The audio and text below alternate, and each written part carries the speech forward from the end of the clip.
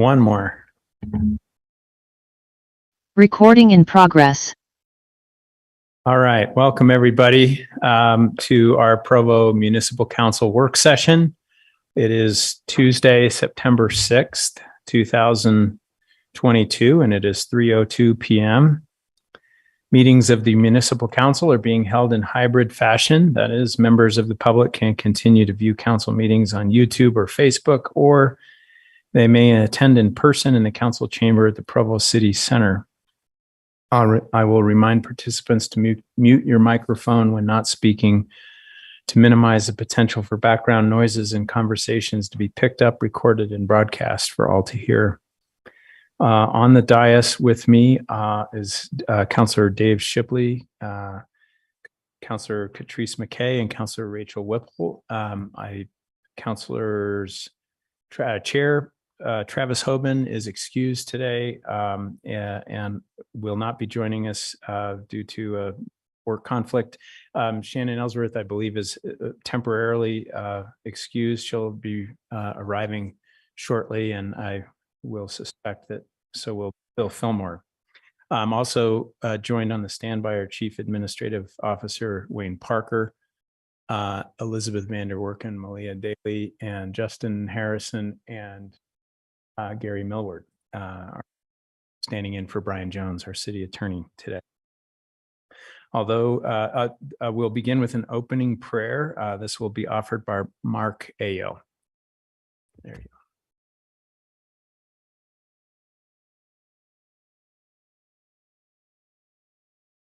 Loving Father in heaven, thank you that was given. Thank you for this opportunity to have a work meeting for our city. Thy Spirit, that thou may bless us.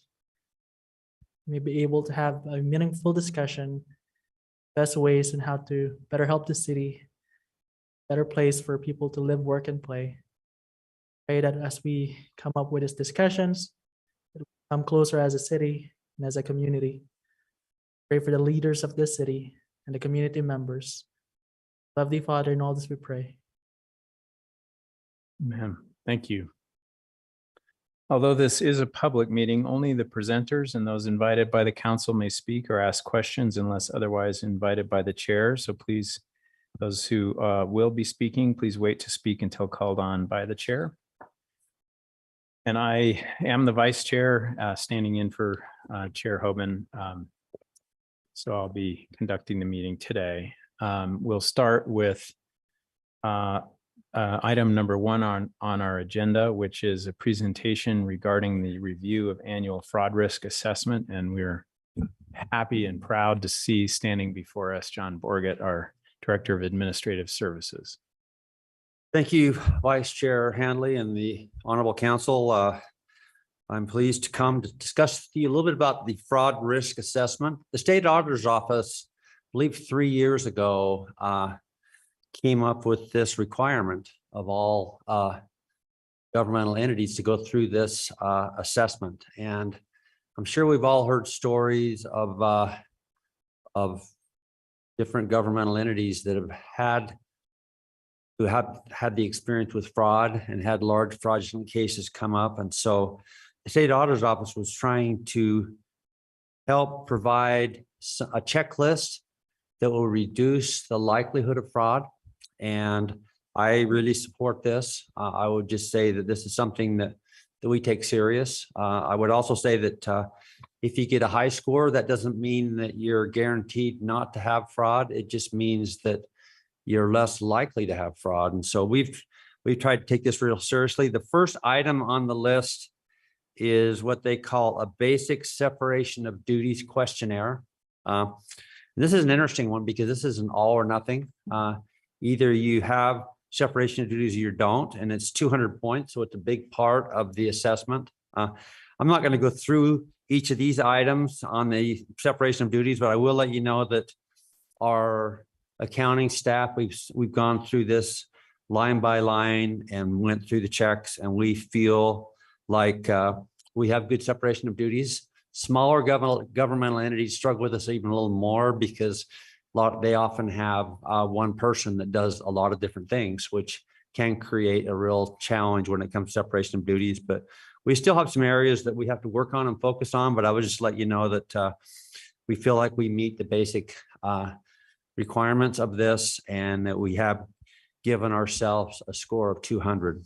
But I'm going to walk through the other items with you briefly. First of all, one of the things that they're asking about is written policies. And I would just let you know that our Human Resources Department, as well as our legal office, has done a really good job. And over the years, Provo's had some good policies that employees and others are expected to follow.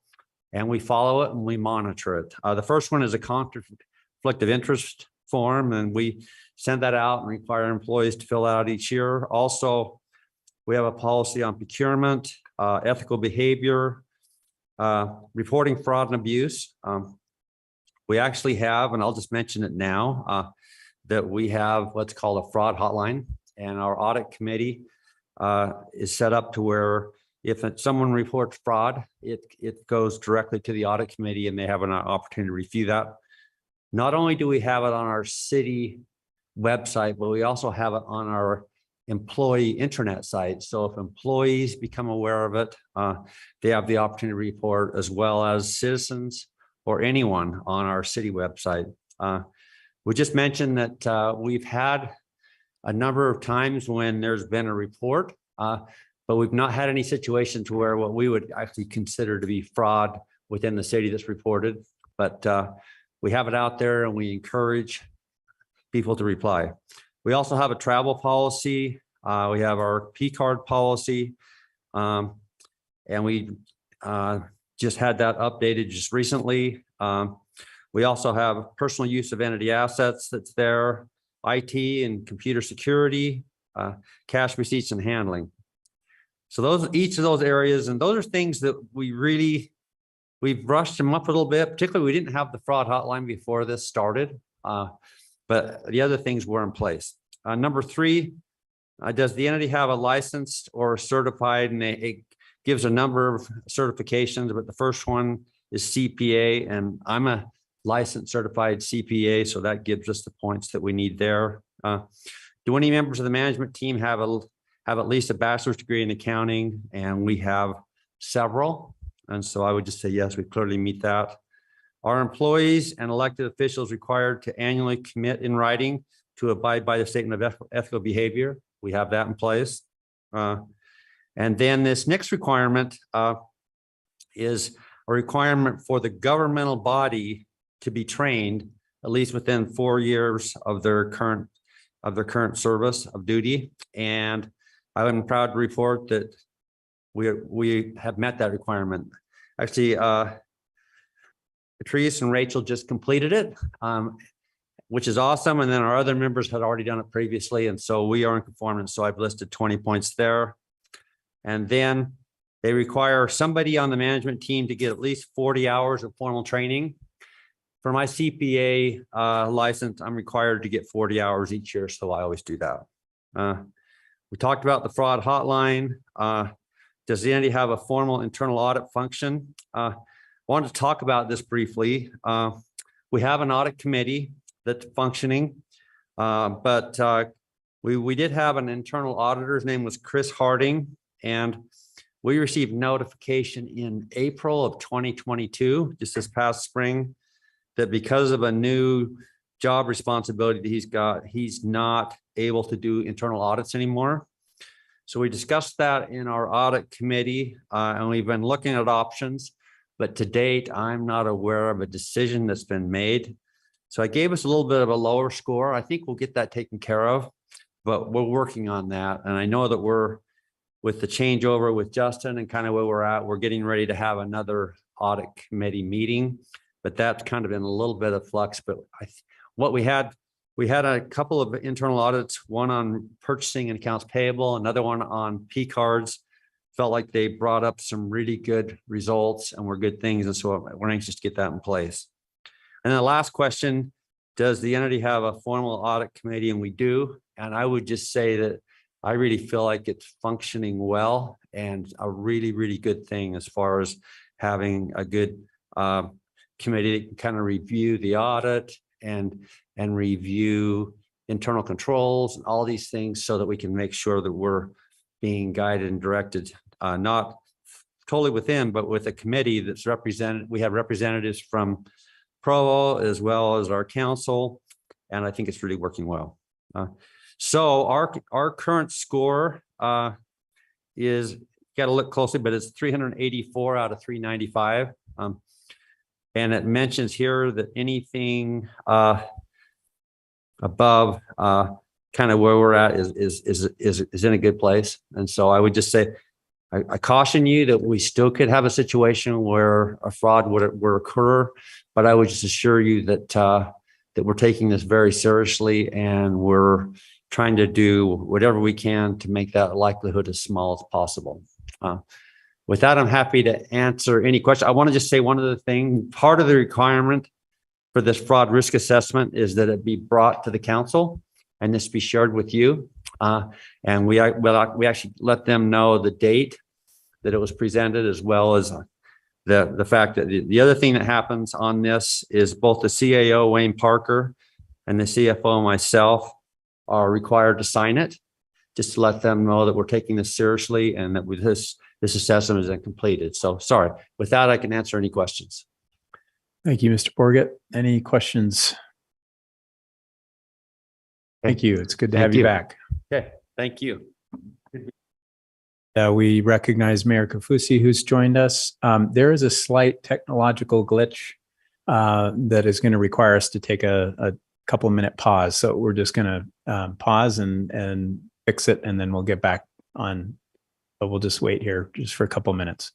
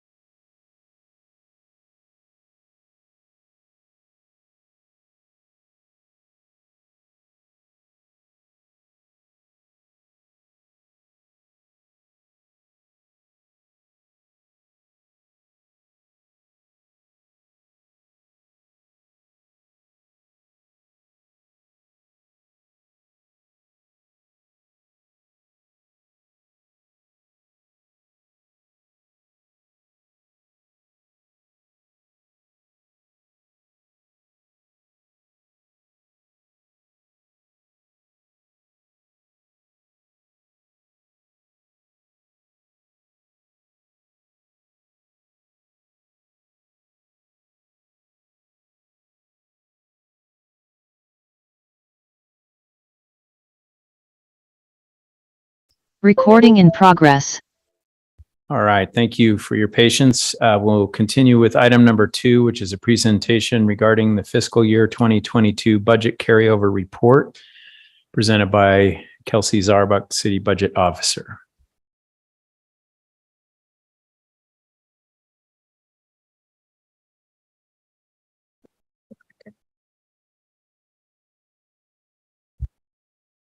Good afternoon. We're here to discuss the budget carryover request from fiscal year 22 to fiscal year 23. So fiscal year 22 ended on June 30th, and then fiscal year 23 started July 1st. And we're just going to kind of walk through what some of the departments requested for transferring some of the budget from the old fiscal year into the new fiscal year. Okay. Oh, you? Okay, great. So just to give you some context of what our carryover process looks like every year, in the July-August timeframe, departments are submitting their budget carryover requests to finance, and August 15th is usually the deadline for that. And then in August, early September timeframe, finance, meaning Crystal Howard, who did an amazing job, compiles all of those carryover requests into one big list and prepares it for the mayor's office to review, as well as the council for this presentation. And then just at the end of August, beginning of September, the mayor reviews and edits the carryover list. And so if there are any items that are on the list that don't seem applicable, or maybe there's a way that the departments can fund it with fiscal year 23 budget money. Those items are taken off the list. So you've probably seen this before if you've been on the council. This is kind of our color scheme for categorizing the different types of requests, because we get a lot. And if you looked at some of the materials with just all the rows of requests, it can get a little overwhelming. So this is kind of our effort to make it more digestible. So a lot of the requests are encumbered on a fiscal year 22 PO. So that's a purchase order. So if a department had planned on buying something in the old fiscal year, but then the invoice didn't come in or something happened so that they couldn't actually pay for it out of the old year budget, the departments ask that we bring the old year budget into the new year so that they can pay off those purchase orders. The second category is historically universally agreed upon carryovers. So an example of this is vehicle replacement accounts. Basically, departments are always going to need to be buying the vehicles that were on a schedule, even if they weren't actually able to be purchased in that year. So it's just an understanding that they will need that money. So that's an example of a historically universally agreed upon carryover request. The third category is related to an ongoing job or commitment. And an example of this is the My Hometown initiative. If you remember last fiscal year, the council approved an appropriation for $100,000 toward this My Hometown initiative. And there's still $72,000 left from that appropriation. And so rather than coming back to the council again for that money all over again, the departments just ask for those types of carryovers to go into the new fiscal year. The fourth category is other critical equipment needs. So this is the Rec Center Capital Fund is an example of that, where we know that there are critical needs or expenses, and so departments are seeking funds for that type of expense. And then our catch-all category is the other category. There are very few requests that fall in this category that actually make it to you. This kind of miscellaneous, and oftentimes we can find other ways to fund those requests, or they're not funded. So I want to show you this year's carryover request compared to last year's.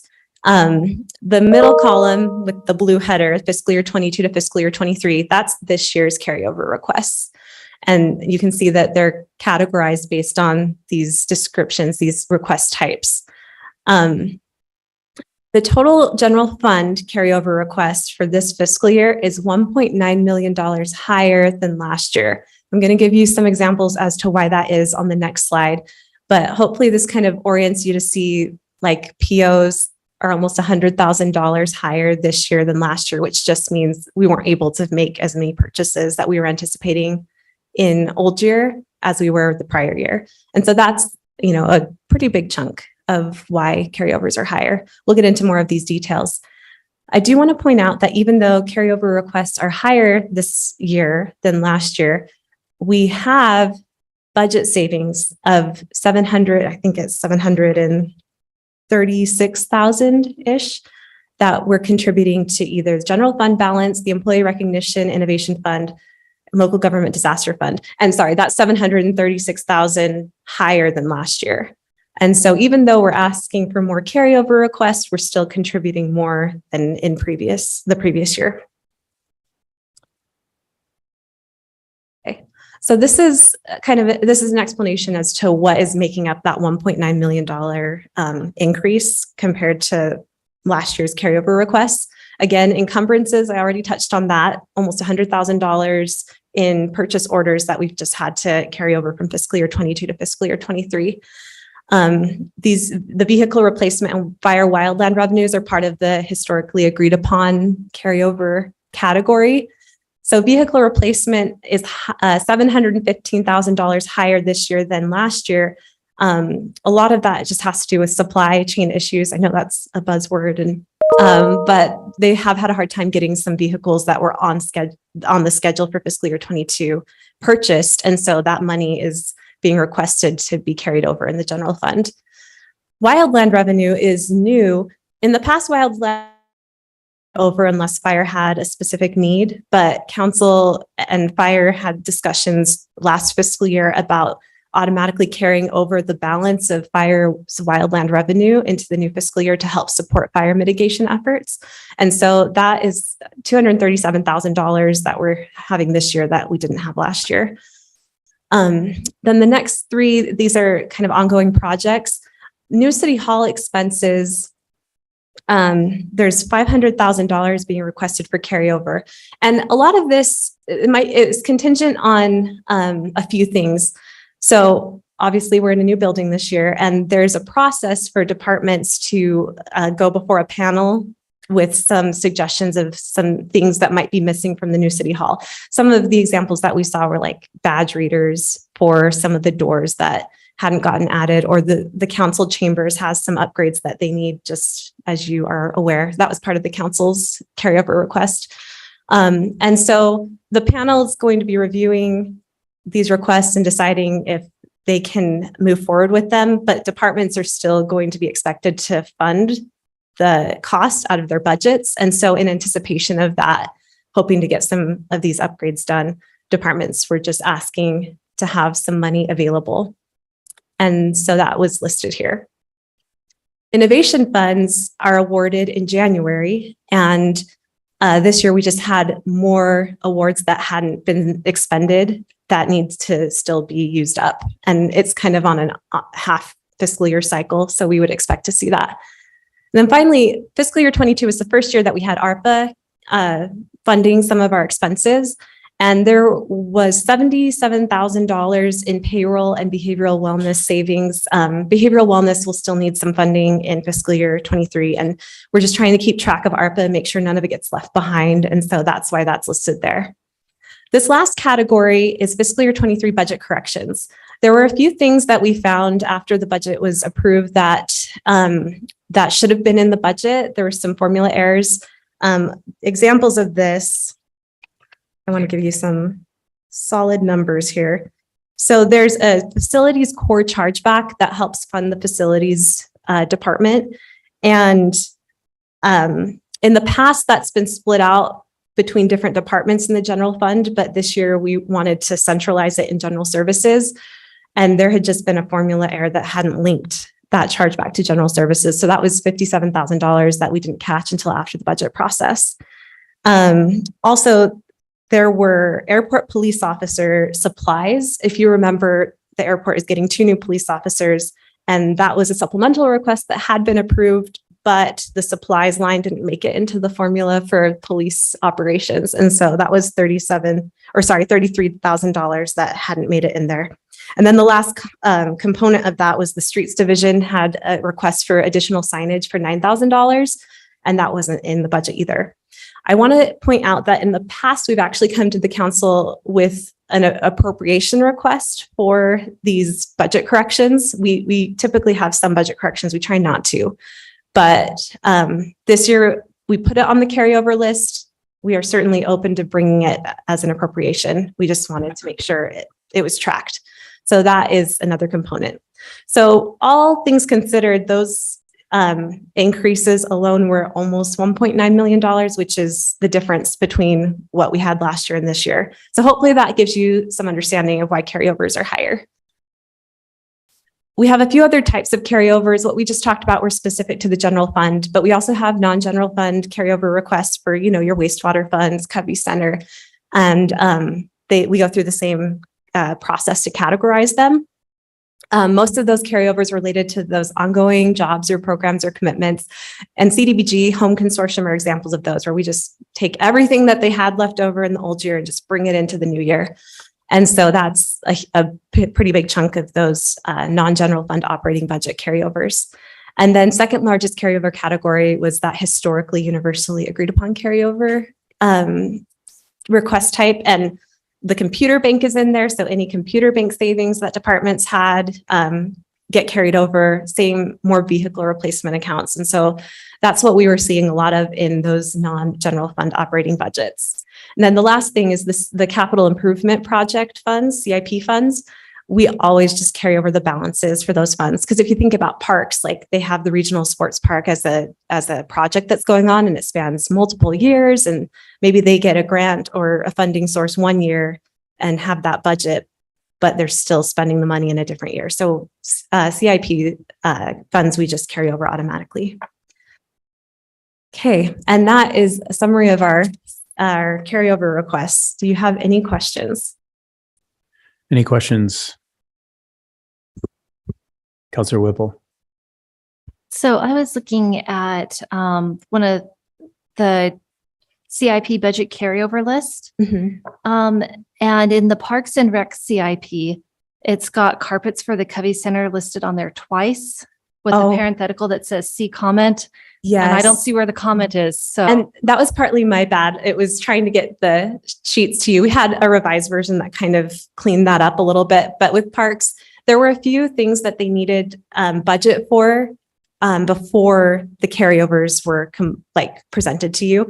And just in terms of making some of those budget carryovers complete, there were some back and forths with parks and just trying to get it all straightened out. We kept track of it on that sheet that you got, but we have a cleaner version that should be on base now for you to look at. So sorry for that confusion. right, I'll look for that. Thank you. Yeah, thank you. Councilor McKay has a question. Okay, Rachel must be smarter than me. Where did you find that? That wasn't in our agenda, was it? So I found this on our SharePoint in the folder for the work documents for this meeting. I did not see that. Okay, that was my question, actually. Yeah, If there was there like a should more be detailed. a list, and I apologize because I probably, But it wasn't included in the PDF though. No, it wasn't. Okay, I didn't know. I don't didn't know have- to look it's- elsewhere either. So. I don't have access to SharePoint. It was updated on base, so agendas.provo.org. It's there, and then it was on SharePoint, and then I updated the new versions this morning on agendas.org, and then also in our SharePoint. But the one that I pulled up just now in SharePoint still has Covey carpet on it twice. oh, then I'll take a look at that and get back Okay. to you. Sorry. We, we'll clean that up. But there should be basically two detailed lists for you to view, and one is for operations, and then one is for the capital improvement projects. I think the one you're talking about is capital improvement. So we'll look at that. Councilor So Whipple. besides what you just showed us, there's two other docs. Oh, to look yes, at. there's with details and like all the lines and some descriptions of what the purchase orders were. So we just tried to simplify it. And you for did a today. great job with that. Oh, Thank you. I thought that was a thank you. great review. Thank you. And thanks to Crystal again for all of her work on that. Okay. Other questions? Well, we apologize that we obviously had a little bit of confusion about seeing the documents in advance for some of us anyway. But yeah, we this appreciate is- the summary very much. Okay, if there are no further questions, this is just a presentation. So we thank you for your help Thank you. with that and your staff who helped put that together. We'll turn to item number 3, which is a presentation regarding the Safe Streets for All grant opportunity. This is our final discussion of this, and Dave Decker, Public Works Director, will open this item. Thank you, Vice Chair Handley, and thank you to the entire council and to the administration. I was asked to give just a brief introduction and a couple of reminders to the council on this particular topic, and then I'm going to turn it over to our team. And first, I want to just express my appreciation to our consulting team and our engineering staff. I think they've done a fantastic job on this particular element in developing another tool that is refining our overall commitment to safety in all modes of transportation throughout the city. I think it's important to remember that this document will be adopted in the Transportation Master Plan as an Appendix C, and it's not a static document. I think that's important for the council to understand that this will be used multiple times. Yes, there is a specific grant that we're after right now, and obviously we're asking our consultant to focus on that particular grant language.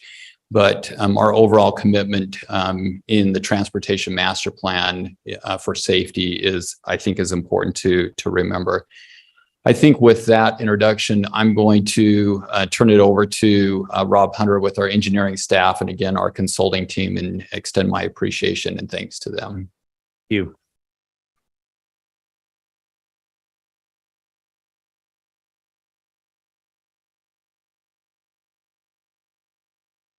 Thanks, Dave, for that introduction. And my time is going to be short too, and then I'll turn it over to Vern. But just wanted to also give just a quick reminder as to where things are at. So the safety action plan that you all will be bringing the resolution to adopt tonight is not only an important document overall for the city, and as Dave talked about, our just further refining our commitment and our analysis in making sure that we're doing transportation safety oriented projects and you know, moving towards this Vision Zero goal that's included in the safety action plan of making a firm commitment of a planned reduction of serious and fatal accidents with the eventual goal of bringing it down to zero. But it is also a step in our ability to go after the Safe Streets for All grant, which we are preparing the final implementation grant for this year on the 15th. So we're appreciative of your understanding of the speed with which we're doing it. And just like Dave, I'd like to express my appreciation to Vern and his staff and Charles, who's here with them. They put in a lot of hours, and the speed which they were able to do it with we were not compromising quality over speed, as I hopefully you saw in the document that was given to your review for the safety action plan. It was very thorough, and there were a lot of things that were identified that we could do to continue to improve the safety on our streets. They are safe streets. We have a good track record here in Provo, but we're committed to doing even more. And so I'm very grateful for their really good work in such a short amount of time. That'll turn it over to Vern.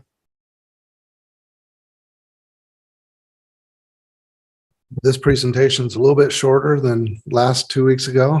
Hello, Mayor Kafusi and members of the City Council.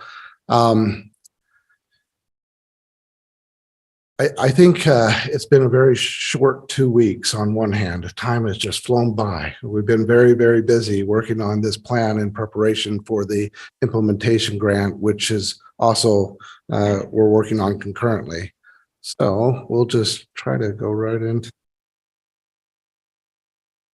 Thank you. To remind everybody, the safety contents or the contents of the safety action plan.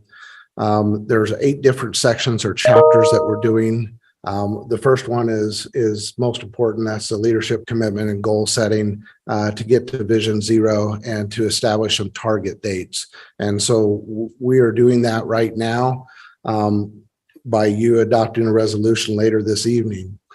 Planning structure safety analysis. You're going to see a lot of data on the safety analysis pretty quick. Charles Allen, our professional traffic operations engineer, who has led that effort, is going to present that information. We've done some engagement and collaboration. We have a story map that's up on a website.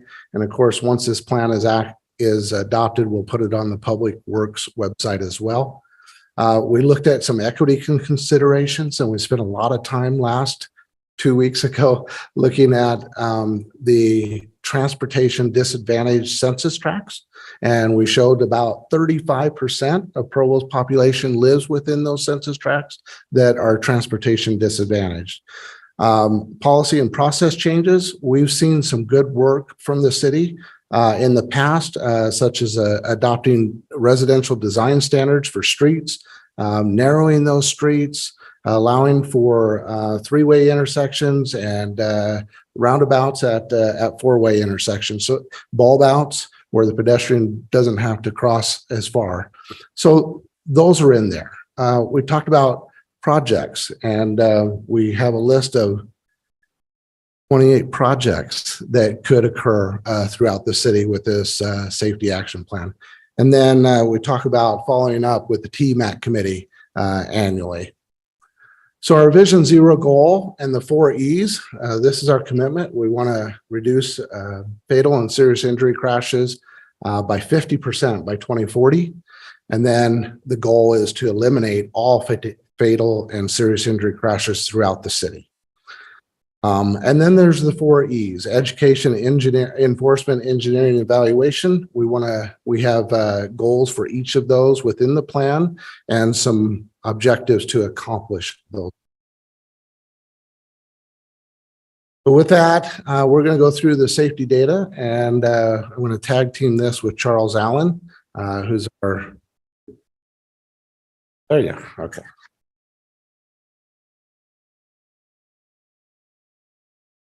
Thank you, Vern. Thank you, Dave. Thank you, Rob. There's a lot of us. I'm the last one. We're almost like a relay team. And if we're a relay team, that makes me the anchor leg. But unlike most anchor legs on today's presentation, so I apologize in advance for that. You're looking at a couple maps showing safety data for the city of Provo. We'll walk through some of these maps as well as some statistics about what we determined. This map includes two things. The map on the left is a map of all crashes for a 3-year period in the city of Provo, color-coded by the severity of the crash.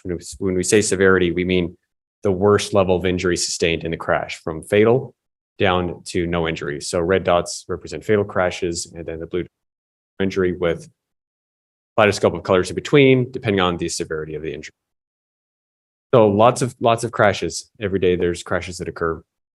To make a little bit more sense of the data, we also prepare these heat maps, which is the image right, which color codes crashes on the frequency of where they're occurring. When you have so many crashes, you can't always tell where the most crashes are happening. So these heat maps help us understand where we have the highest intensity of crashes in the city. So the brighter colors represent more crashes, the cooler colors represent fewer crashes over that same 3-year period.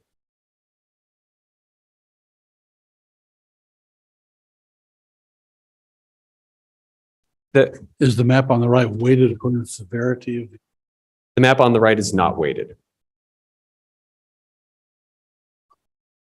This table breaks down the severity of crashes by the frequency and also by the percentage of all crashes. So for example, there are 12 fatal crashes in this 3-year period, representing 0.3% of all crashes within the city.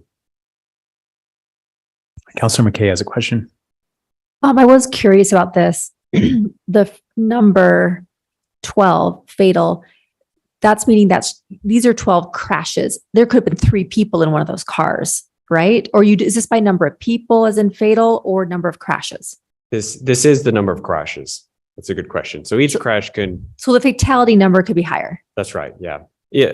Each crash can contain a number of severity or number of injuries, number of types of injuries. And each crash is rated on what's the highest level of injury. So 12 fatal crashes, which is 0.3% of all crashes. And then there are a much higher percentage of the lower injury crashes occurring. This is a typical distribution of severity that we see throughout the state and across the country. Thankfully, fatal crashes aren't the most frequently occurring crash that we have. This table breaks down the crashes by the type of crash, and we have a number of categories here that describe the way that vehicles collided with each other or the way that they collided with other objects, or sometimes there was no other vehicle involved in the crash or other individual like a pedestrian or cyclist. The two most common types are angle crashes, sometimes referred to as T-bone crashes, and rear end crashes. 35% of the crashes were angle crashes, almost 30% were for rear end crashes. So, close to 2/3 of all collisions encompass these two types of collisions. Yes, another question. Yeah, so the percentage that were for pedestrian bicycle are relatively small. What was the percentage of the fatalities that were involved with pedestrian and bicycle crashes? Oh, good question. The percentage of fatalities that involved pedestrians and cyclists, I do have that information on another slide. I don't have the percentage broken down, but it's, I think, 3 or 4 out of the 12. The slide coming up will answer that. Okay, we'll get to that. Thank you. So yes, we do see 2.3% of crashes involve a pedestrian, 2% involve a cyclist, 1% involved an animal of some kind. The angle crashes and the rear end crashes are pretty common crash types in metropolitan areas because we have a lot of intersections. There's congestion. That's typically when drivers make mistakes and misread traffic signals or run into the vehicle in front of them who might be slowing or stopping suddenly. So with turning towards a focus on fatal and serious injury crashes, the map on the left is indicating where all the fatal and serious injury crashes have occurred within the city in our 3-year time period. Red ones are the fatals and the orange ones are the serious crashes. And then again, we have another heat map showing the intensity of where those crashes are occurring. So if you compare the heat map of all crashes and the heat map of just the fatal and serious injury crashes, you'll see some similar locations, but the colors also change. And we see that fatal and serious injury crashes have a propensity to occur more frequently, some locations more so than others. And these are some of the patterns that we've been examining to determine what types of crashes, or excuse me, what types of projects and strategies may be effective in helping the city achieve of lowering fatalities. Now if we focus on the fatal and serious injury crashes by emphasis area. When I say emphasis area, what I mean is looking at the crash patterns for the city systemically, we can identify some of the common threads amongst all the crashes and identify what are some emphasis areas that could be targeted to try and reduce crashes. So crashes involving young drivers, older drivers, distracted driving, drowsy driving, and continuing down on the list. So this table also compares the rates of these crash types, or excuse me, crashes within area compared to statewide and compared to the county as a whole. So for example, statewide, 16% of fatal and serious injury crashes involved a young driver. In Provo City, that percentage was 13%, a little bit lower than the state percentage, and also lower than the counties.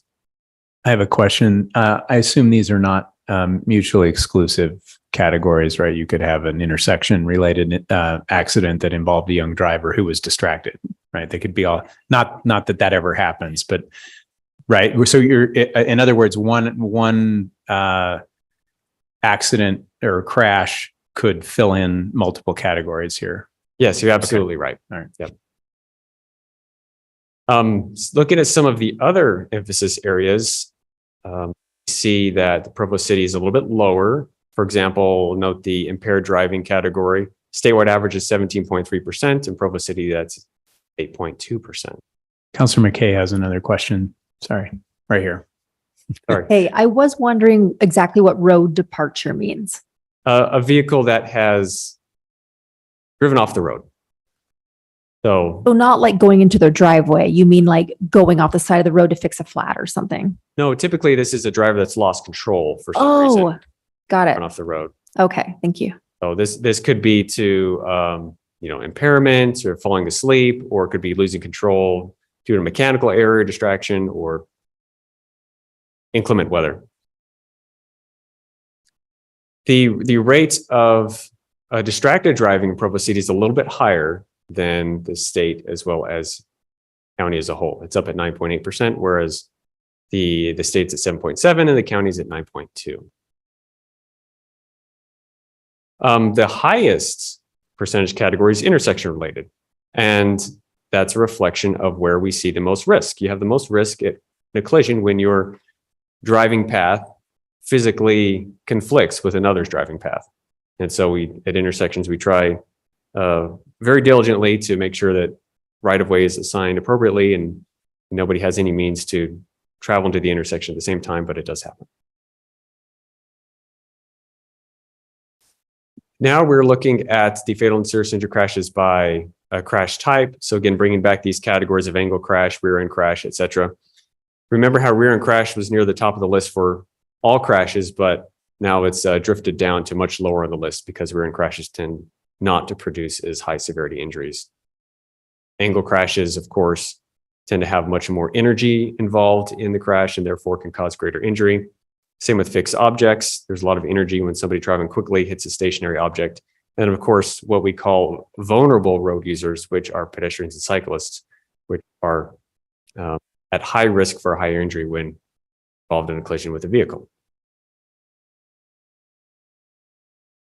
Now, this gets back to the question of how many of our fatal crashes involved a pedestrian. This is a list of all 12 that occurred in our 3-year analysis period, and it identifies some of the key characteristics, emphasis areas, and other contributing factors for each of these crashes. So we can see on the list that we've got three of them occurred in 2019, 4 in 2020, then 5. So scanning through here, I noticed that there are 3 involving a pedestrian. So I'm breaking my father-in-law's advice, never do math in public. I'm thinking 3 out of 12, 25%. It's going on the record, so I've embarrassed myself, or who knows, maybe I'm right. But we see some common threads amongst all these crashes. We see a lot of distraction, see speed involved coming up quite often. We see impairment, and we see the vulnerable road users, cyclists, and even motorcyclists who have fewer, mechanical protections from injury as a passenger vehicle. We also see dark conditions as a very common thread amongst crashes. Lastly, I present a few maps that are a culmination of our work. We have on the left a high injury network, which is a reflection of the roadways within the city that see their highest share of fatal and serious injury crashes. So within Provo City, about 70 to 80% of the fatal and serious injury crashes occur on about 3% of the roads. So by identifying where these crashes are occurring the most, it helps us to determine where our strategies may be most effective in reducing fatalities. The middle map is information that's been presented in previous meetings that Vern mentioned. It's our disadvantaged communities map. And so we can overlay the high injury network on top of that and begin to understand where some of our focus areas may overlay with the disadvantaged. And then lastly, on the very far right is a map of our project locations that we've identified looking at. And this is a combination of looking at the overall crash hotspots, the hotspots of fatal and serious injury crashes, the citywide trends, as well as just a systemic look at, from a statistical standpoint, what types of crashes are overrepresented in Provo compared to communities.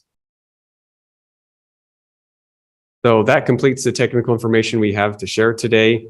The link on this image takes you to an online website. We call it a story map that includes maps and statistics similar to what we've shown today. And very soon, the actual report will also be posted at that. Are there any other questions that I have today? Councilor McKay. Are you going to go over the next plan? Is someone going over that? Your plan on what you're going to do with I'll just ask this question. I didn't know what time phase length adjustment technology is. Oh, okay. So you're probably looking at one of the projects. Yes. Okay. So that is a strategy that is targeting red light running occurrences. So when a driver runs a red light, sometimes they're just not paying attention. Sometimes they just make a mistake because for a given speed, it might be difficult to make that decision about when the light turns yellow. Should I stop? Should I go? A little bit more hesitation. Now you're kind of farther, you're closer to the intersection, and it's even harder to stop or proceed safely. So there's technology that detects where vehicles are in advance of the intersection, how fast they're going, and where the signal is in changing from red to green, from green to yellow to red. And it can make adjustments on the fly if it detects, through the physics, if a vehicle is going to have a hard time stopping, if it turns the red. Do we use any of that right now in Provo City? I am not aware of it being used in Provo City. I have a few other questions like that. Are you the right person to ask? Okay. Also about the funding in this project, because I went through all the projects you're looking at and none of them included sidewalks. So I'm just curious if sidewalks are allowed funding with this grant or not. And if we have intentions to go that route with sidewalks, if there are, which would mean there'd have to be other projects than the ones that were listed in the document that we saw. Okay. Yeah, good question. I'll speak a little bit towards the grant in general. The grant that we're targeting has a minimum cost of $5 million. And so sidewalk projects tend to be much smaller in scope and physical location. So they have a hard time meeting that. Wait, you're saying, so one project has to have a minimum of 5 million? Yes, for this particular federal grant. Oh, okay. But but you could do sidewalks in the city for 5 million. I guess that still is a lot. So you're saying like even, but this technology you just mentioned, I mean, that can't be 5 million. Right, unless it's packaged with something else. Or I'm not actually sure how much that particular technology costs. So Projects that we have did are projects we have not done cost estimates for. If a certain project benefited from additional sidewalk or the implementation of a sidewalk that's not even there, or a widening or a narrowing of a roadway to allow for the relocation of a sidewalk, that would be implemented in the project. The implementation grant that we are applying for, which is just a little bit separate from this, is a minimum of $5 million. And so there is a specific project that we're working on. Okay, so like when the intersections so like in your projects, you had intersections listed. So that intersection, you could be doing a technology thing like the time phase length. You could be doing a sidewalk, you could be doing a roundabout, that kind of idea. And all of those things could, I know those ones wouldn't go together because lights and roundabouts don't go together, but the idea is you could do multiple things that reach 5 million in that intersection. Well, I won't put a cost to it, but if the sidewalks, for instance, if we did a roundabout, the sidewalks get We need to be redone. changed and modified, Right. right? And so the design engineering for those projects would be different each time. But if the project required sidewalks or needed a modification, they would be included. So how much are we looking to make with this grant then? If each project has to be 5 million, what's the largest amount we could get? Do we know about that yet? Yeah, we're only allowed to submit one grant application. And that is between $5 and $35 billion. Okay. And the project that we're looking at right now is probably going to be, and don't hold this to me, I probably better not say it. We'll say it's greater than 5 million. Okay. But like the most you could do that, if you got 35 million, the most projects you could do is 7 per se. Right? Sorry, say that again. So the idea, if we got the 35 million, the most projects we could do, looking at them as 5 million each, would be like 7 projects that would have to be 5 minimum. Unfortunately, this would be project specific to one project. Oh, okay. So we can only do one project, Yes, ma'am. even if we get 20 million. Yeah, even if we identify 26 projects or 28 projects in this plan, we can only make an application for one project. Gotcha. Okay. So the application, so we're making a specific application for one project with a specific dollar amount. Yes. Okay. I did not get that before. One more question. From everything I've read, I do not think there are any, so to speak, strings attached to this money, except for that we have to provide 20%. Are there other strings attached? Like, I mean, are we going to be required to like paint all our fire hydrants blue, or are there any federal strings attached to us receiving this grant? Probably not in the sense that I think you're thinking of. There's obviously several requirements. For example, you have to have a safety action plan Yep. adopted by the city. There has to be 20% match. 20% match. I We think have some of the to- other things we probably talked about, like a commitment, from the agency to reducing fatal crashes. But I think some of the things you're hearing or you're saying, There's no other. interpreting, but I don't think so. Okay. Thank you so much. I have a sorry, I have a frog in my throat is what I have. I have a question maybe for Rob. Some of the feedback that I've gotten, I think others have gotten too. I mean, this has all been so brilliantly thought of and pushed through very quickly, obviously, to the best of your ability. And we are really grateful for that. There is some concern that maybe the safety action plan as a whole is a little too favored toward car safety and not enough towards pedestrian and bike safety. And I wonder, first of all, what your thoughts are on that. And second of all, if there are any tweaks in the safety action plan, they can still happen, is my other question. Is that so? So I'll answer your first or your second question first, and the answer is yes. This is as they've said, is going to be a living document. So just because if it's adopted tonight does not mean that it's closed and we can't make any more changes. And in fact, we have written into the end that we'll do a review at least once a year with TMAC. And as they've said, our intent is to make this an appendix to the transportation master plan. So every time we update the transportation master plan, we'll be document making changes as needed. And that's our plan. That doesn't mean that we can't open it, sooner or more often as needed. In terms of the, so even if you look at things like signal timing and things like that, the signal timing and red light parameters and some of the striping or the signal changes that we're talking about don't just favor vehicles. They also favor pedestrians and bicycles using that same intersection. It's not exclusive to safety on the vehicle. And right now, that is where a lot of our crashes are happening, are already on signalized intersections. And so even when I think about that, that's going to create safety. If you think about roundabouts also, that typically is seen as a vehicular safety feature, but you're also making the pedestrian crossing shorter, and you're slowing people down through the intersection, and you're giving our center detail on roundabouts gives a pedestrian refuge island in the middle of every crossing.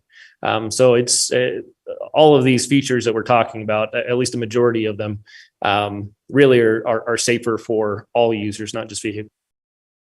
Thank you. That's helpful. Councilor Whipple. Yes. So looking at the possible projects, I see 300 South between 200 West and University. And of course, UDOT is looking at redoing that street. So by having some of these recommendations within this plan, does that help us in discussions with UDOT on how they're going to redo their section of the street that they control? I'll speak generally that Yes. when a city has clear initiatives and plans, it makes a much stronger case for UDOT and for other agencies to work together with the city to achieve those. Okay. One other thing is when she was talking about the signal lead time, I was wondering about implementing something like pedestrian lead times at intersections where the crosswalk opens for pedestrians a few seconds before you get the green signal for cars, and things like bike boxes to put bikes in front of the intersection so that they're the first ones to go and they're fully visible to car traffic. Didn't read this as closely as I would have liked, but I didn't see things like that could be implemented citywide that would increase safety.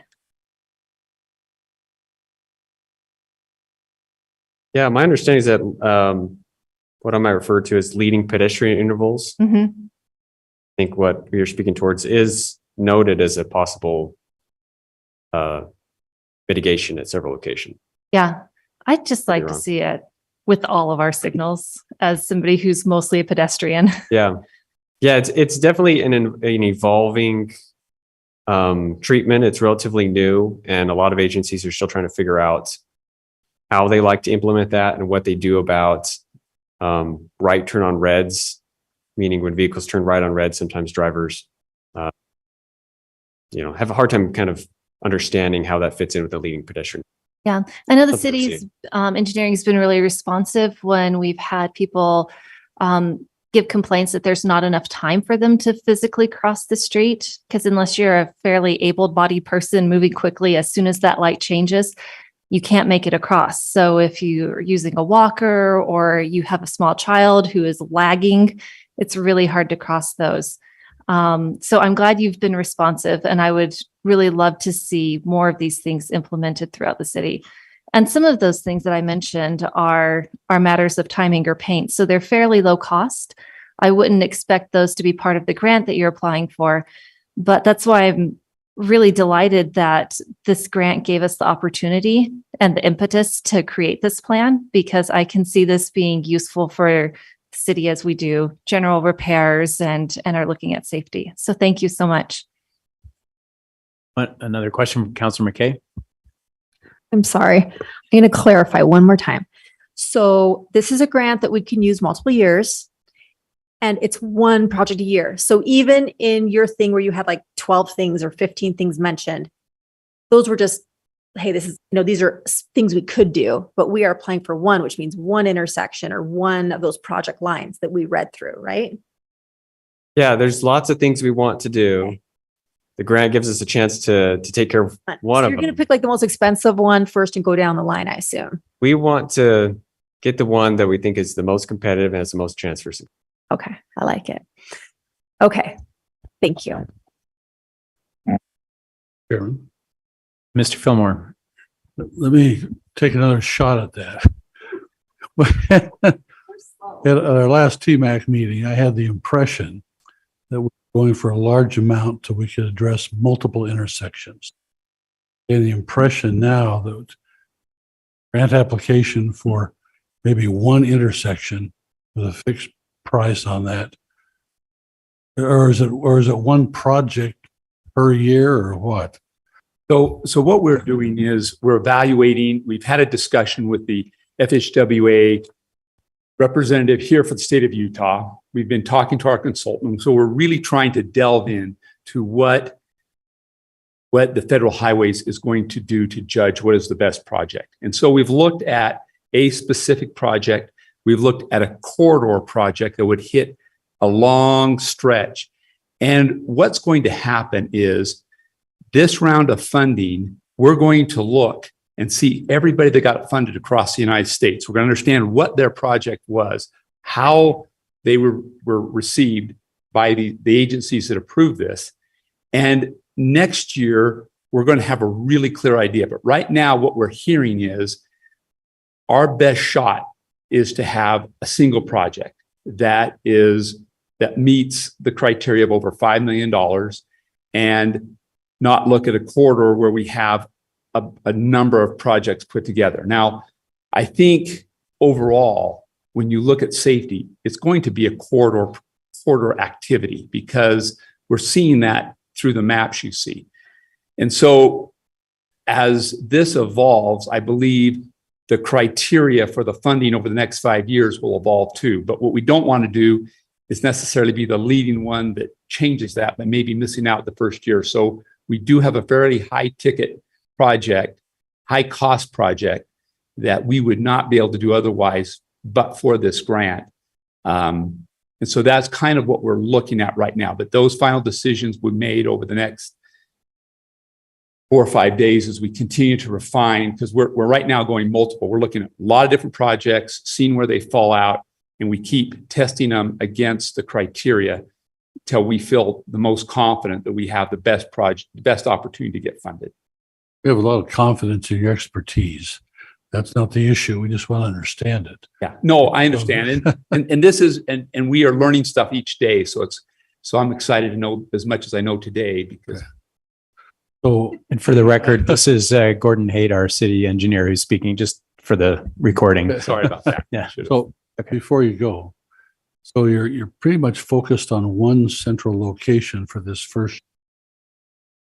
Somehow you've got an ability to modulate your requests under a grant setup, or so how does that work every year following this first? So we'll apply for this year. The $1 billion will be available each year for the next 5 years. So each year we will apply for a funding grant. Okay. This year, we believe is our best shot to get a high ticket one because a lot of communities are still working on getting their safety action grant plan put together. So we won't have the same level of competition as we will the next few years. And so I believe coming out of this, we're going to, in about 3 or 4 months, we will be much sharper than we were today. But I think we will still get a grant today. But we're going to come back with a much more clear on. So talking about a number of projects, a number of ways to address safety is going to be important. And let me back up. What's happening here is that this is a commitment by the city, by the administration, by the council, that safety is important to us. And so it's not just this grant. We're putting together a whole list of projects that need to be done throughout the city to reach this zero fatality goal that we all have. And so we anticipate not only having our capital project funds, but we will set aside specific money that is going to address the safety needs on this plan each year so that we meet this goal. So it's going to be all of these things that we've talked about.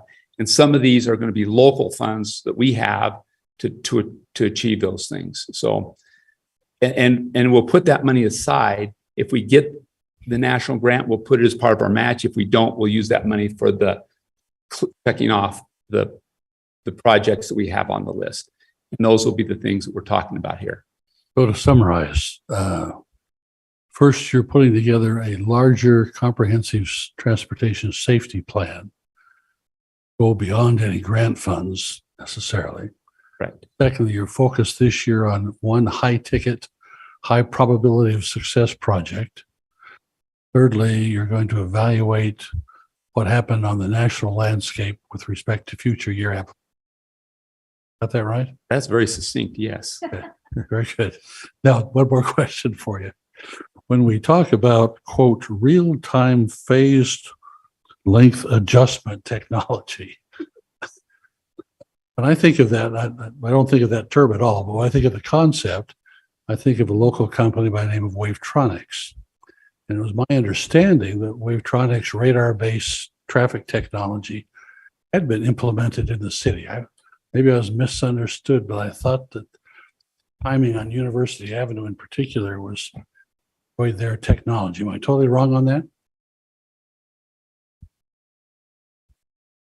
No, you're on the right track. That particular vendor's technology is being used. This is, I would say, an advancement of this type of technology. It's not just about getting lights to coordinate with each other, but it's about changing it how long. anticipates T-bone collisions potentially, right? Yeah, and adjusting. Should I we thought make? we had that already. You're saying we don't. My understanding, not this specific application. Maybe there's something similar. We should have it. Yeah, That's what they're the reason is this particular suggestion or project has been identified because of the high occurrence of red light crashes. They've been identified at several locations. But it's a theme that keeps coming up, so we need to explore mitigation. So is that contemplated as part of the grant, that we would look for that technology at our main intersections? We're over time here, so we'll have you answer that, and then we'll need to move Real on. briefly, yes. When we look at the intersections, we will be looking at them comprehensively with the technology, read the geometrics, the sidewalks, everything that goes into that intersection. So each time we look at, so the intersection's identified as a high probability of a fatality or injury related accidents. And so we know that's when we're going to focus on. When we do, it will be a comprehensive review that will include all aspects of that intersection. Okay, thanks a lot. I know you're going to be looking at a resolution tonight on this, and Mr. Haight this has been a heavy lift in a short amount of time. Mr. Haight has allowed Rob to work nights, weekends, holidays, that type of thing with us and coordinating the efforts. We've been in daily contact with Rob. I think I left him alone on Sunday and Monday of this past week, but I need to direct your attention to two typos in the current plan on page 8. I hate doing this, but I have to do it so you're aware of it. On page 8 for 2020, that number should be 4, and on page 8 on 2021 under figure 2, that number should be 5. So from 6 to 5 and 5 to 4 are the fatal crashes for those 2 years. So we were doing QA/QC over the weekend. We knew that you wanted to see the document before adopting it tonight. And so that's why those two things are there. Okay. Thank you. We also have a map of animal crashes throughout the city. Oh, and okay. I think you also got some information about Cougar Boulevard too. Thank you. So hopefully that answered our follow-up from last week or 2 weeks ago.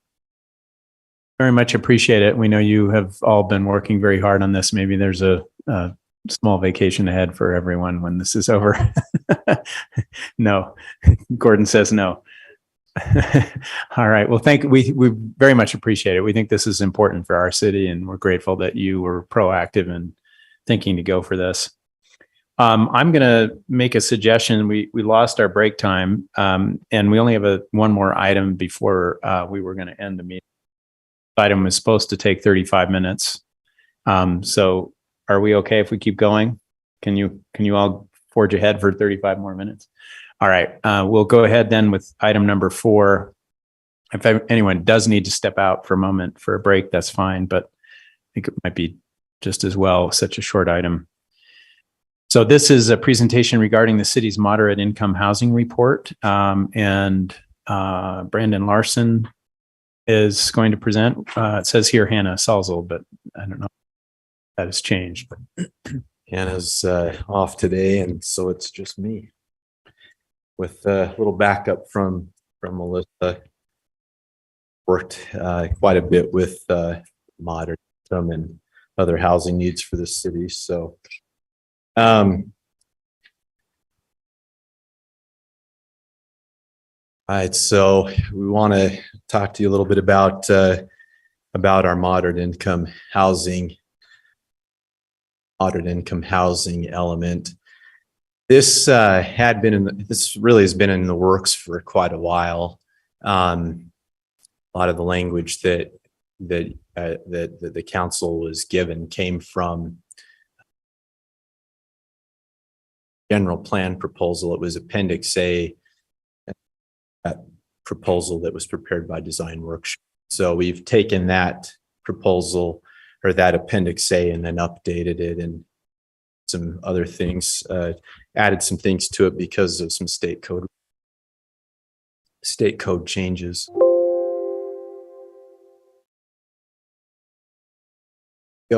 So this year, the state legislature passed House Bill 462, and that House Bill 460 some somewhat significant changes to moderate income housing elements or chapters of general plans. Probably the biggest thing in my mind that it did is it added a requirement that we have an implementation. You look back at the design workshop proposed moderate income housing plan, it didn't have an implementation. So what we've given you, I think it's a really good addition. Kind of in a nutshell, the big thing here is we've got to show to the state that, we've got a 5-year plan we've got a plan to really increase moderate income housing in the city. So that implementation plan, straight that to the state. So in the state code, you look at this section that kind of lays out what we're supposed to have in that moderate income housing element. It's got a laundry list of strategies to consider, and it lays out and tells you how many of those strategies you have to adopt. Those strategies have been modified this year by the state legislature to the language has been modified to use words like demonstrate rather than require. So it's like, okay, cities, show us how you're demonstrate how you're going to meet these, how you're going to provide moderate income cities. And then they've given us a deadline of October 1st to get this adopted.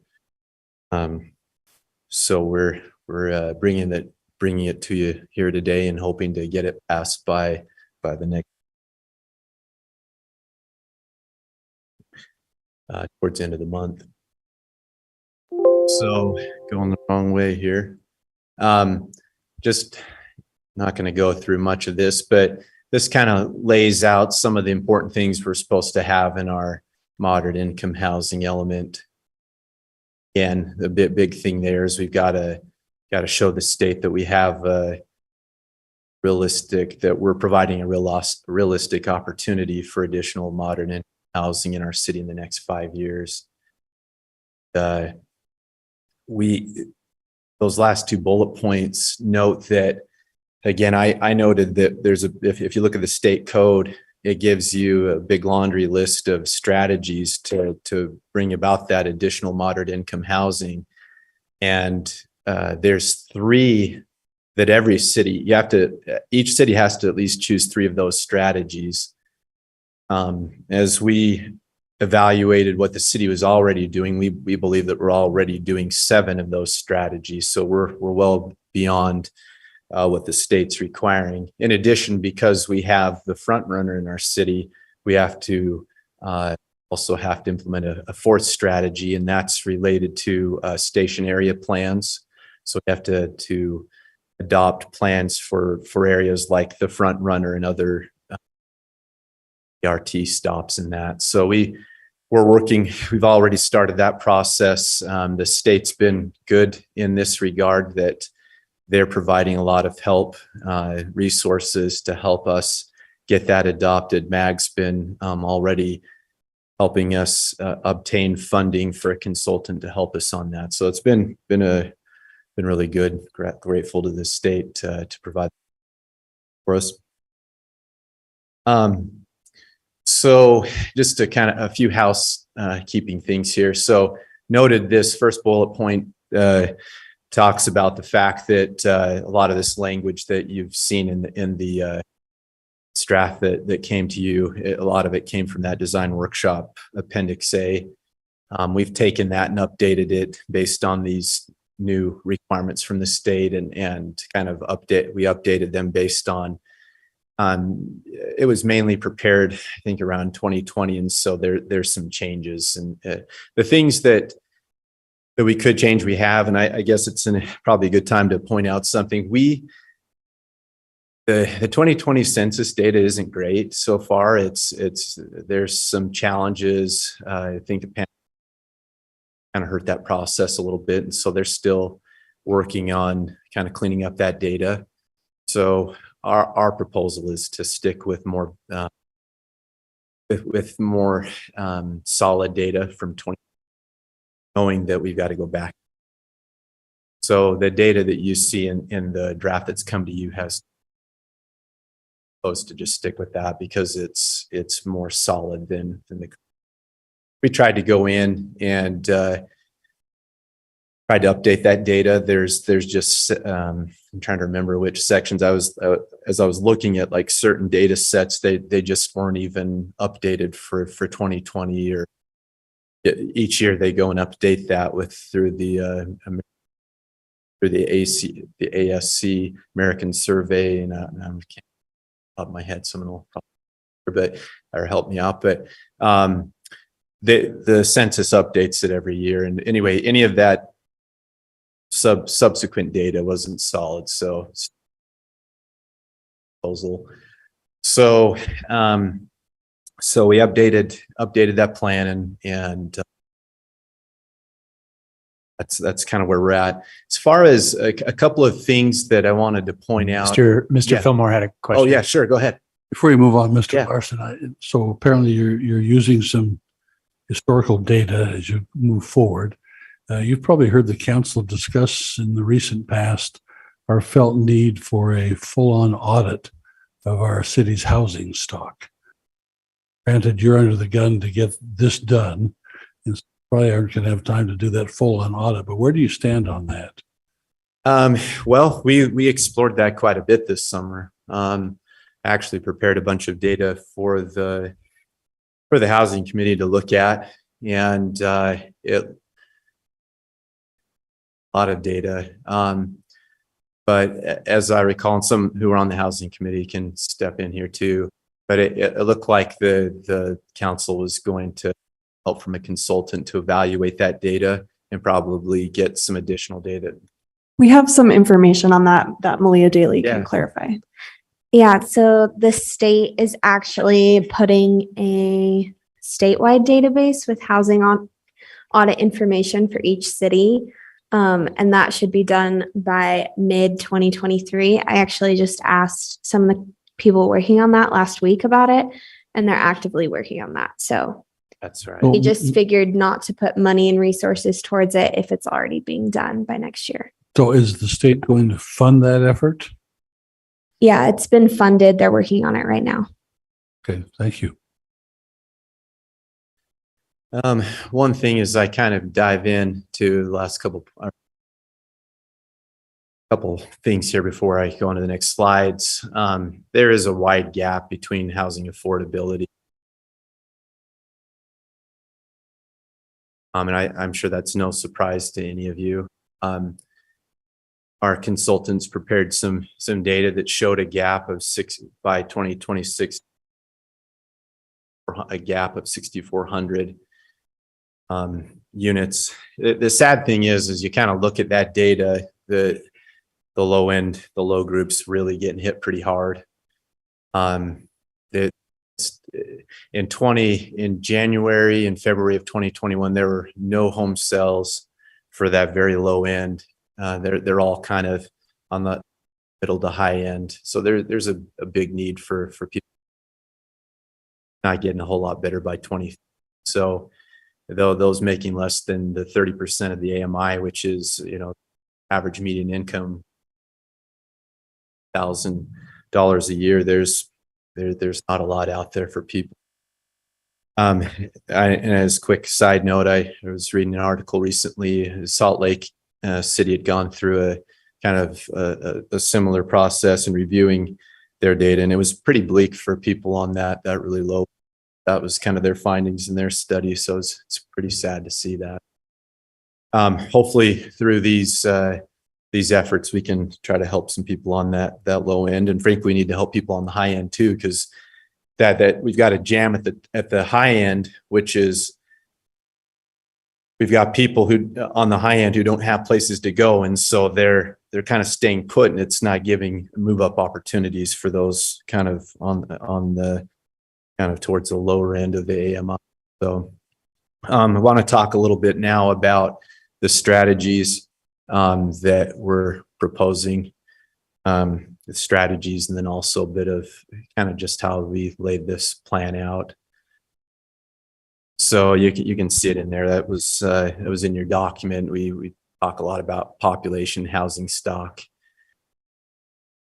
chapters. Big thing again is that new implementation plan at the end of the document, which is a great addition, because again, it helps us to demonstrate to the state that we've got a 5-year plan to really step our modern income housing. So these are the strategies that we're proposing to use. One quick note is it said in that draft, we already are using 7. We feel we're already incorporating 7 of those strategies in our city already. So we only added 5 of those in our general plan here. 2 of them were still a need to specifically identify them. These are these first 5 are the, again, we had to have 3 of the 24, and we're showing you 5 that we're already meeting. We've, of course, that first one, we've revised zoning in certain locations to promote accessory dwelling units, and I think we've got some. We've worked on I think you recently had some discussion about another amendment to the section that would even further promote this strategy. And then identify opportunities for investment of rehabilitation of existing and habitable housing stock. I'm told this one was used back in the day in the city, but we're proposing to take a look at that again and start rehabilitating stock in our city. Another one would be to create zoning incentives for moderate income housing. I'm not exactly sure what that looks like. Again, as we kind of go through this is kind of a high level plan. It's a high level policy, really. So in the future, staff in the city will take these policies and codify them. So something like a density bonus or something would be an example. incentive to add moderate income housing project. Investment in rehabilitation or expansion of infrastructure that facilitates the construction of moderate income housing. Kind of take a look at investing in rehabilitation structure that might help to further those moderate income housing. You can see the next one, our fifth one that of those 24 general fund proposal to use general fund subsidies to construction related fees. That may be a bit challenging. We'll have to look at that again. This is a policy and a proposal, but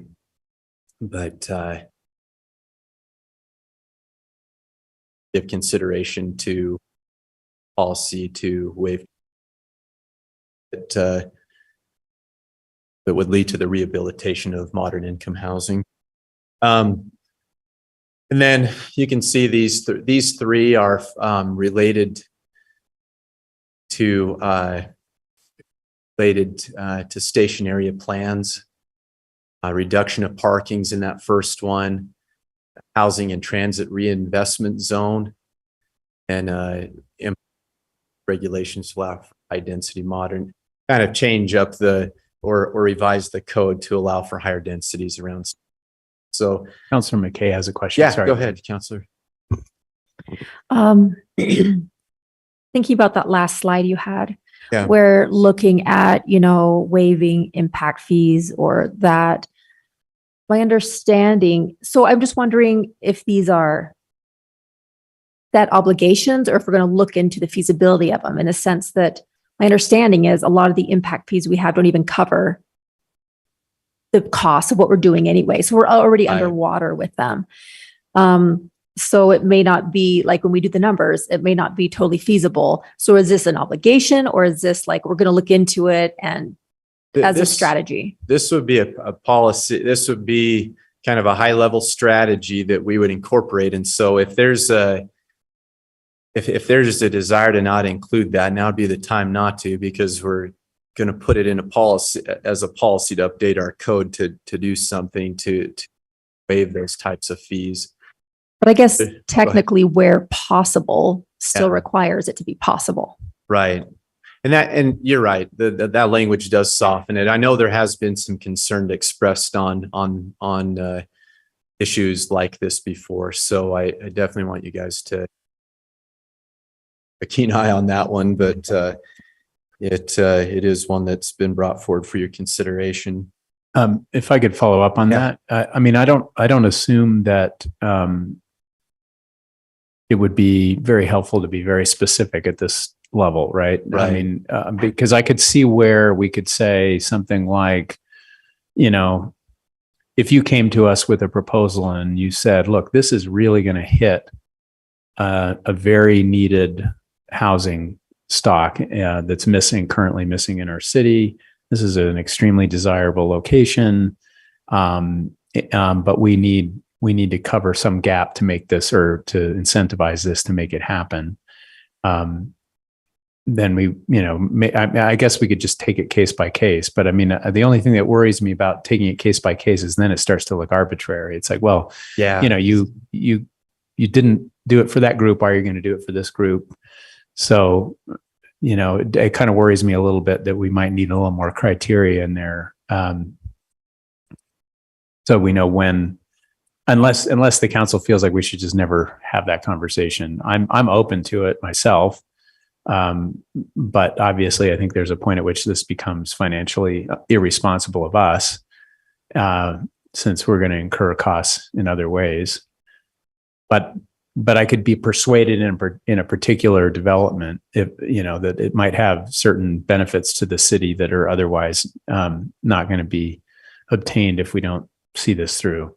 It occurs to me that maybe something to do with this one, maybe soften its impact on our policies, is take it out of the implementation plan and add it somewhere else in the general plan, to just, say something to the effect that consideration could be given to waive construction related fees. I mean, aren't we kind of at that point right now? Isn't that our sort of default policy is we generally say no, but Yeah. we still have entertained a couple of Right. cases where they're certainly willing to ask and they negotiate these sorts of things. I do feel like we are highlighting that idea fairly strongly when we put it in our implementation. Counselor Whipple? Yeah, so what I'm wondering is it may be that even though it would cost us to waive those fees, that we'd be subsidizing the housing in that case, that would be the most economically feasible way to increase the moderate housing, right? Instead of, putting more money into CBDG to buy properties or to, support little tiny infill, things like that. So it may be that even though it would cost money, we would get the most bang for our buck for increasing moderate housing by continuing to do this. So I think it's a good option, and we should keep it on these case by case kind of things to consider. So let me just ask the council for clarification. Is there a strong feeling that this should be struck, or are we content with, I don't want staff to be confused about what our different opinions are on this. We're not taking we can take a vote on it if you'd like, but is there?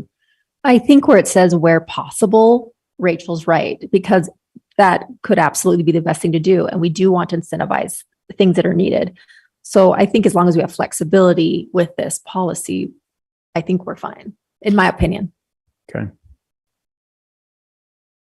All right. I think we're fine with the language as is then. Clarity and criteria could be certain, criteria and clarity could be brought forth like in a code situation. So clarified quite a bit. If we want to codify something like that, yeah, we can. Yeah, especially if it helps you. I wouldn't want you to like suddenly get bombarded with requests from every developer saying, "Hey, I see this language here. We think we deserve it." And I'm sure everyone thinks they do. And maybe in some sense, all of them, I'm sure want it. But if you feel like further criteria are needed to help clarify it for your negotiating purposes, I think we would be open to looking at that language. Sure. Yeah, we can do that. Yeah, I think that would. Any other more thoughts on that issue before I move on? No, I think we're good. Oh, sorry, we are not. Okay. Councilor Whipple. I'm really happy with that. Also, if you wanted to narrow it so that the fees waived would be the ones related to those units, that would be moderate income and not for the project as a whole. That might make sense, but I don't know that even that is necessary. I had a different question about the data and the thing, and I wanted to thank you for taking feedback and giving us an opportunity to comment on it. I appreciated that. Were you able to get the number of ADUs to put in on page 7? Not yet. Still working on that. That's actually kind of challenging. That's why it's not in there yet. I know that as I've talked with people who've been involved in permitting those, we made a change in 2018 or 2019 or time in that time period of permitting them a different way. And so I can tell you that we have 25 ADUs since that time period. That's easy for me to go back and pull that number. Going beyond that is becoming more challenging. So I, between now and when I come and see you next, I'll have that number for you. Again, it's not a high number thus far. We 25 that have been permitted 2018, 2019. So when somebody applies for an ADU permit or even a rental dwelling license, do they need to tell you how much they're renting the unit out for? That is a really good question. I myself don't get involved in that too much. I know that they work with our zoning folks, and I'm not sure if they do or not, but I can certainly find out that information. Yeah, because that would happen to know that, Melissa. That would be a nice way to know if those units actually are, hitting our moderate or affordable housing thing. I reckon that we have quite a few of these not currently legal ADUs that would boost our moderate housing numbers, but we're not able to fully capture and count those.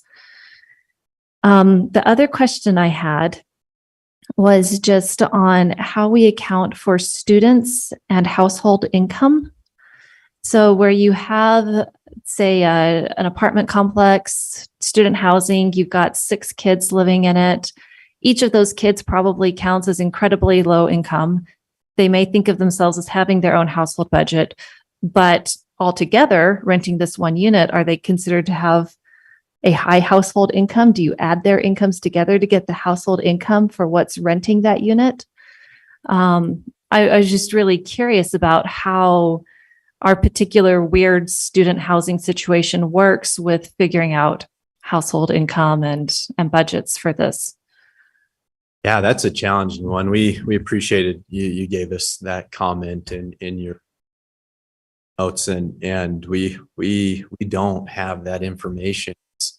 It would certainly be great to have. We get census data and data from MAG, and it doesn't give us that kind of Yeah, because some of those students are likely dependents in their parents' household, even though they're living separately. But it just makes for a large population of our housing market that doesn't really seem to fit in with the household budget calculation. Right. And so all of our numbers on household budgets and renters and everything don't necessarily match the people who are living here. No, that is a big challenge. You've noted something that we're probably not getting it. Our numbers are probably not 100% accurate because of that issue. And as staff and as we discuss that today, we're not aware of a solid way at this time to really get that. It's not readily available to us at this point. It's something we could look into further, but it has not been made available. The last thing is related to that, and that's when you have student apartments that are rented out by the room. So those, as an overall unit, are very high rentals, right? Because you add up each student's $500 a month fee. So that makes it look like it's very high-end expensive housing when it's not. It's like room rentals. Right. That's another great point. And again, I think the answer is kind of the same with that. We just don't have the data data's not broken down to show that those room rent. I can check with our zoning. We have a specific person in zoning with rental dwelling licenses, and I can see if she has any more information. But I'm kind of suspicious that data is probably not too much there for us.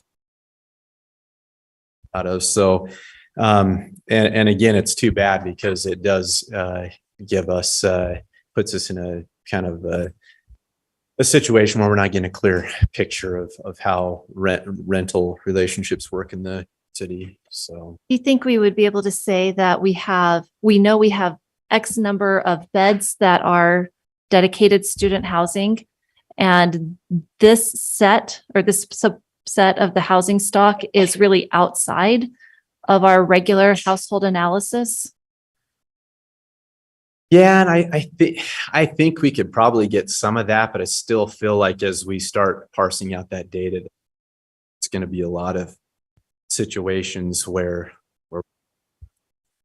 student housing. I can certainly, again, I can talk with our rental dwelling. Okay. Well, and some things like BYU student housing, we could clearly delineate as separate from the rest of the Provo city housing situation. Yeah, and that's we can look campus. into that, but All right. Thank you. I'm just thinking about the weirdness that we have in Provo and how it makes is. your report harder to do. We have about 6 minutes or 8 minutes left. So I just want to make sure, Brandon, are you aware of the time? So, because if we don't give you enough time today, this is not our only discussion of this item, or what's your plan? The plan is to give after this, we'd like your input, give us your feedback, and we'd like to bring this back to you at the council meeting. To for pass before consideration. October 1st. Yeah. Okay. I just want to acknowledge Shannon Ellsworth arrived and Councilor McKay has a question. Then I have a question. So hopefully we don't take too much time here. Okay, no problem. And I'm just told that we are not told what the rental. I have had all the same concerns as Rachel in thinking about this because I do think we're so limited in our visibility and what we really do know in Provo. But one thought I had as she was talking that it would be very feasible to go through the landlords of these apartments, you know, with the number of the beds and their rent, because that's it's just so set. And I'm sure they would be willing to work with us on that to also show the huge percentage of quote unquote lower income or, you know, just the different pricing that we do have available. Right. Yeah, there's certainly a process we can go through to get that data. We haven't gone through that process. That information is not readily available, but this is kind of along the same lines, but BYU, I know, I don't know that how publicly they share the data, but they have data on the economic impact of BYU on the community. I mean, I know there are students who are in real financial need. So I don't mean to minimize that by saying this, but there are a lot of students who have a lot of disposable money to spend in the city and it's not part of their income. And so it would be nice to know, you know, maybe that's just captures some sort of idea of the spending money of students, even if their income is extremely low. We might find that their spending is quite high in some areas. The one thing that I wanted to make sure I underlined is something I really like in this report, and that is this concern about fair housing and landlords. This has come up almost regularly since I've been on the council. Students say, "Hey, my landlord's really, you know, being dismissive, and we're living in terrible conditions." And there are complaints all the time. I know there's a pro bono group at the law school that's been trying to help students in situations like this. I think so anyway, I'm just glad that's in there, and I just want to encourage that remains an important component of what we are trying to do with this appendix. So I think it's great to see that in there. heard similar comments from, I think, people had some comments that were kind of related, thought were helpful. So yeah, I think absolutely. We want to make sure that we, I mean, we're here talking about affordable housing and making it attainable for citizens. So that's well, now that we've taken up so much of your time, we have 5 minutes left. So I'm sorry about that. Yeah, not a problem at all. Okay. I don't have much more. We've kind of addressed pretty much what I wanted to. The last thing here is, again, I've kind of already touched on this. We've got our last strategy reference here is related to station area plans. This is something that's going to be helpful in helping to signal to developers we want housing around our station areas, get some housing near public transportation, costs and things of where you live.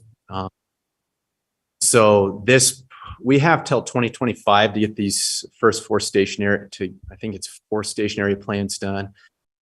So we've got a while, but our goal is to get that done right away.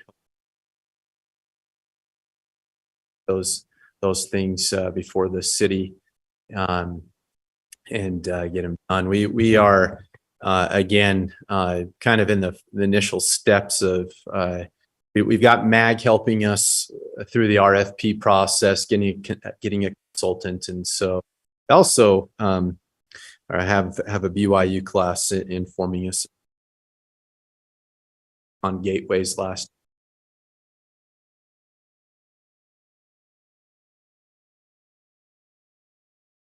Fun to hear what they have to come up with, but yeah, this process of stationary plan, we think it's an important part of helping the modern income housing.